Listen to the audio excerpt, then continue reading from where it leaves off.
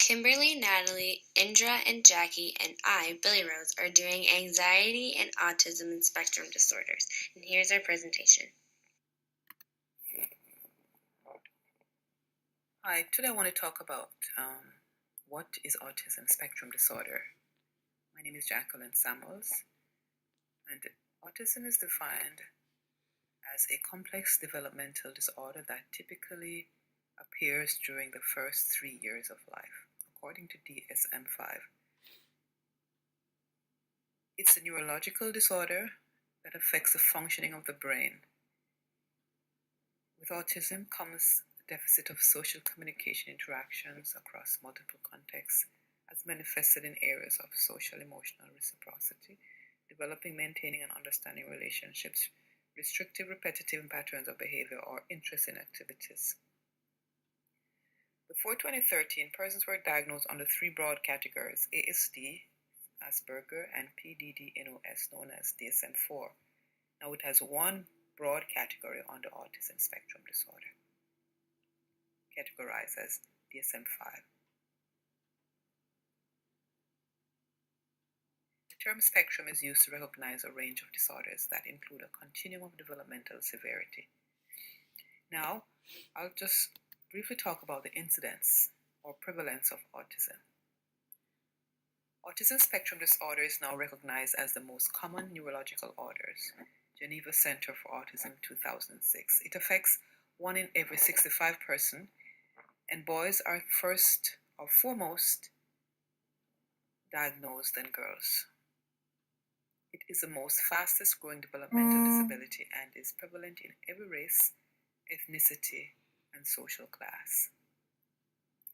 In 2005 to 6, schoolboys reported 7,888 students in public-funded elementary and secondary schools who were identified by IPRC, Identification and Placement and Review Committee, as exceptional under the communication autism category. This is more than double the 3,348 students who were reported to be identified in the same category. Anxiety and autism. A research study was done in 2008 which revealed that many children diagnosed with autism spectrum disorder, ASD, will at some point in their development receive another diagnosis related to anxiety. The University of Amsterdam reviewed 31 studies that focus on presence of anxiety disorders in children under 18 years old with ASD. Psychologists include numerous diagnoses under the heading of anxiety disorders, but the debilitating force behind them all is the presence of excessive worry and fear. Some prevalence of specific anxiety disorder in youth with ASD were found in the following rates, according to article Merrill, no date.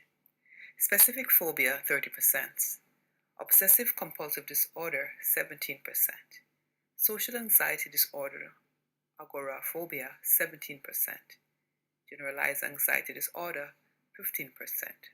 Separation anxiety disorder, 9%. Panic disorder, 2%. On the spectrum, adolescents are more likely to be diagnosed with anxiety disorder. Researchers speculated that this is the cause. Teenagers with a high cognitive functioning may have heightened awareness for their environment and how they perceive others. Some common triggers may include range in routine, lack of sleep, and highly social situations. Thank you for listening. Have a great day. Bye-bye.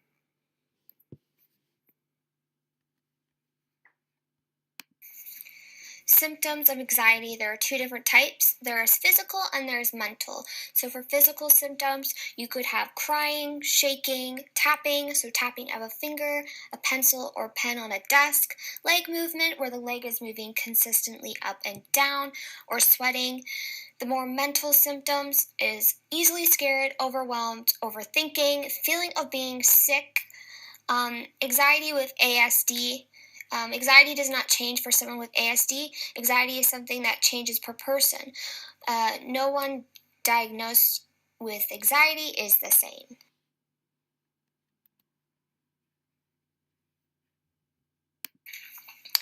There are many different causes for anxiety. The main 3 reasons why anxiety occurs is environment, medical, and stress in someone's life. So examples of the three are for environment, it's work, it's school, it's finances. For medical, you have the side effects of medication or lack of oxygen. Stress in someone's life, it's the friendships, it's the families, it's the coworkers, and even classmates.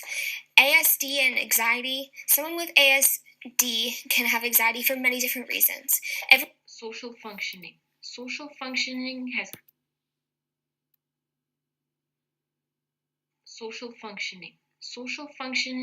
been defined by Ralph Adolph as the ability to construct representations of the relations between oneself and others, and to use those representations flexibly to guide social behavior. According to our professor, Jennifer Tate, ASD is a neurological disorder that affects the functioning of the brain, so it is likely that children with ASD experiencing anxiety will be affected by social functioning problems. It is recognized that many children with ASD prefer isolation rather than social interaction with peers. What a child without ASD will be looking forward to may result in a very high level of anxiety for a child with ASD. White, Oswald, Ollendick, and Scahill noticed that this is especially true for high-functional children on the mild side of the spectrum. As a consequence, such children will avoid social interaction and will miss the opportunity to practice and further develop their social skills, resulting in poor social functioning. Emotional functioning. Emotional functioning is described by the Center for Development and Learning as the feelings that color our lives and allow us to experience all of the joys and sorrows of life. Students with ASD and anxiety may have a tendency to become emotional, and this may develop into negative thoughts such as sadness, anger, and depression. Gonzalez and Valdivieso Lopez explained that when there is a diagnosis of comorbidity, two conditions in a patient, here we are talking about autism and anxiety, these two conditions are to the utmost importance and will complicate the student's behavior. Emotional disorders is the highest comorbidity with students with ASD and anxiety and can cause many problems. One of the dangers of comorbid disorders is that students can be misdiagnosed. A student may only be diagnosed with one disorder and may be treated for only that disorder, leading to suboptimal results. However, Gonzalez and Valdivieso Lopez acknowledge that in the new DSM-5, new subgroups of ASD have been added, taking in account comorbid disorders as well as adaptive functioning. Academic functioning. Students with ASD demonstrate a great variability in academic functioning. Some may require academic accommodations that will lower their level of anxiety. These accommodations may be accomplished by having the teacher offering the student one task at a time. Rappaport and Minahan explain that students with ASD are more receptive to work if these tasks are broken down into small, achievable steps, and that explaining the work and showing worksheets in advance to the students may reduce the level of anxiety and increase the chances of success. Students who feel anxious writing can use technology accommodations such as text-to-speech software. This will help them with their spelling and will reduce the stress of asking the teacher how to spell a word each time they're not sure how to spell a certain word. Rappaport and Minahan explain.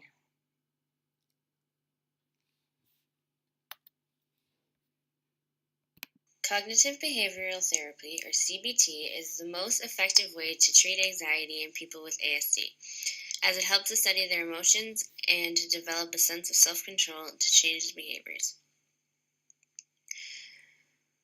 Merle says it also uses cognitive reconstructing or identification to working to change irrational thoughts and patterns and modeling appropriate thinking.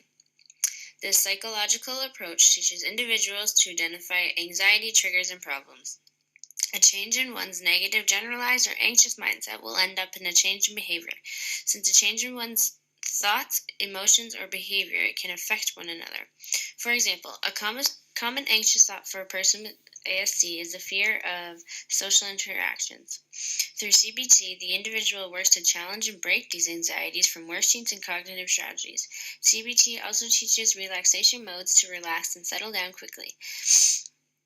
Some say CBT challenges individuals with ASD as they lack theory of mind, something that helps a lot during CBT interventions. If more visuals are incorporated and the person is engaged and they have a full family involvement and support, anyone can potentially succeed at this form of anxiety treatment. CBT is individualized and unique based on the individual to improve specific behaviors and needs, as it encourages to use other strategies and therapies in combination with CBT.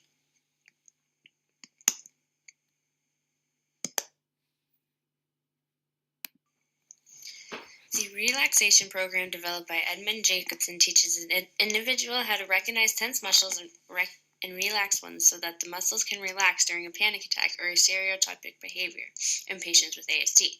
Teaching starts with one-on-one sessions as the practice is onward or built into their daily schedules. The individual learns to tighten and relax different muscles in the body and incorporate deep breathing exercises in a sitting position. When working with individuals with ASD, it is important to start with the gross motor area as it's easier to tense these muscles rather than to start from the head to toe. People with ASD have some stereotypic behaviors, getting them to focus on tensing and relaxing their hand, for example, will give a sense of what a relaxed hand really feels like. So when they're introduced to relax their hand, they understand and they know exactly what is expected of them. Eventually, the person is taught to relax their muscles without tensing them first. After the relaxation procedure is set in place, a stress test is given to help identify and take a closer look at the stressful situations. It uses coping strategies such as meditation or imagery to reduce stress. This helps in the development of self-control by learning to make an appropriate response in place of a typical anxious one. The imagery procedure is the act of conducting assessments and analyze of specific behaviors, and after a script is written from the information provided, a description of an antecedent, the target behavior, and the consequence is read out loud without physical pictures. The consequence is the appropriate response, and the target behavior is the one to be trained. The teacher, therapist, or even parent reads the scene out loud, and the individual has to repeat it. There are many alternate therapies and strategies that work well in combination with others. But we have to remember that every person is unique, meaning different forms of combination of therapies and strategies may work for one person but not another. Always remember to keep therapy sessions specific for that particular person. There are many alternate therapies, some that include herbs, vitamins, chemotherapy, journal writing, art, music, enjoyment activities, sensory play, animal activities, sleep, routines, and rituals. Parents play an important role in helping to decrease anxiety in their children's life. Parents know their child better than anyone else and can tell when they are feeling anxious. Parents should learn their child's anxiety triggers to help stop unnecessary stress. Common anxiety triggers include routine change, tiredness, and social occasions. Medication can help reduce stress and anxiety, but it will not eliminate it. Different medications that may have potential side effects, and they can be used efficiently with other anxiety decreasing strategies. Diet and exercise are really important to reduce stress and anxiety, as it develops hormones in your bodies that makes you feel better, which is great for self-care. Physical exercise can include anything from walking or biking to even weightlifting. Caffeine and salty foods are actually a trigger to anxiety. Relaxation and meditation techniques help to reduce stress and anxiety, as they find easier ways to cope during an anxiety attack. Unfortunately, it takes time to get comfortable performing these tasks, as it takes time to incorporate relaxation modes into their busy day, but is probably one of the most beneficial ways of alternate therapies.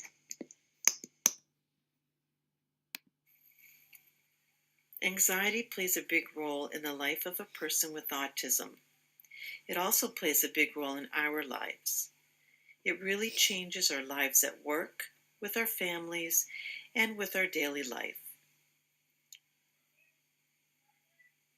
For an autistic person, their issues are usually a lot tougher in terms of anxiety. They have a hard time, and they usually don't know how to act in a social environment. The biggest issue for a person with autism is change. They like routine, and if their routine changes, it's hard for them to accept it. Positive reinforcement is very important to a person who has autism.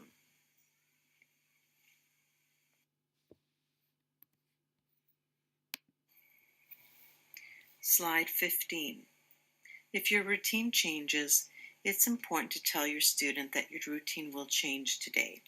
For instance, if you go to the gym usually first thing in the morning, and you can't because the gym is being used for another event, it is important to let the student know in advance so that they know not to expect that they will be going to the gym. You can approach your students separately when you're trying to teach a class a certain item. Sometimes students may not understand that you are talking to them also. Once you've taught the class, it would be a good idea to approach your student who has autism face to face and advise them of the instruction. Try not to overstimulate. Having a colorful wall can be too much for some students. So make sure that the students with autism have their back to the wall so that they don't see it. This way, it's out of their eyesight. Try to give work to a student that he's interested in doing. For instance, if it's a boy and he likes to play with dogs, give him work that is related to a dog, not a cat or a fish. Also, it'd be a good idea to provide classmates with awareness of the student needs. Approach a student who can be a mentor for the child with autism, and advise the mentor of what type of help the student may need. This is a good learning practice for both the mentor and for the student.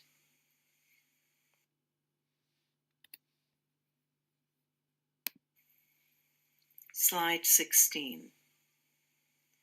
Directions or information of what needs to be done should be posted in the classroom so that students are able to remember and understand what will be happening that day. It should be clear, concise, and written in the same place all the time. Also, during testing times, providing longer times to answer questions will alleviate any anxiety for students. During assemblies or large gatherings, it would be great to provide a student with a seat that's at the end of a row or even at the back of the room so that they can leave if they feel they need to. When you go on a trip with a student, give the student details of the trip and what will be happening on that trip. Now, if a teacher change happens, for instance, a substitute teacher comes in, it's best to advise the student in advance so that they are not caught off guard.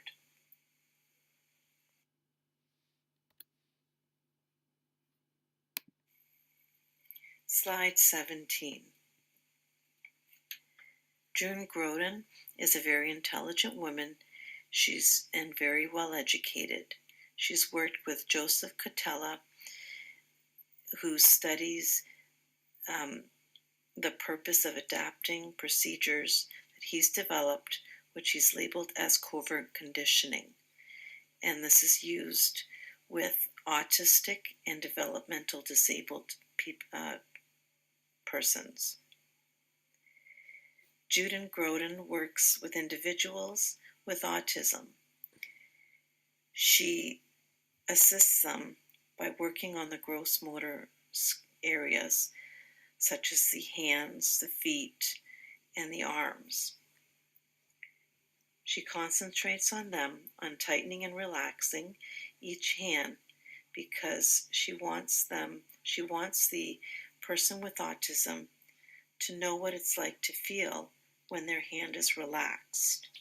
Once the arms, the legs, and hands are all relaxed, they do deep breathing exercises, and this helps them understand what it means to be relaxed, and this helps on their anxiety, so they're not as anxious, and they're a lot more relaxed, and they're able to think and do things a lot better. I was quite astounded with this kind of information, and I found that really interesting, because when I get relaxed and just take it easy, I find that my whole body does what it needs to do. And I think it's a great way for other people to learn how to relax and live.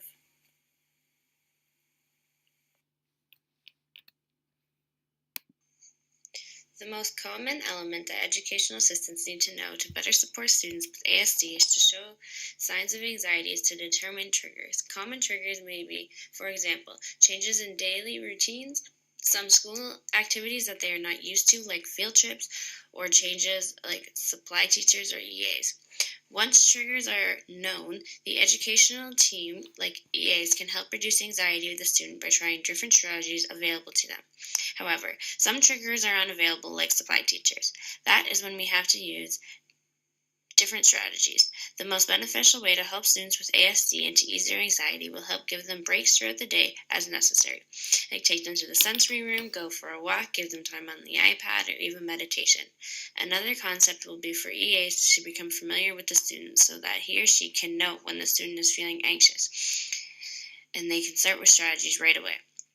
Additionally, reassuring them using calming strategies from the different therapy sessions is a helpful approach. When students are younger, it is important that EAs are present to help them more. As students become older, they are more independent, they are able to identify their own signs of anxiety and find strategies and techniques that work best for them.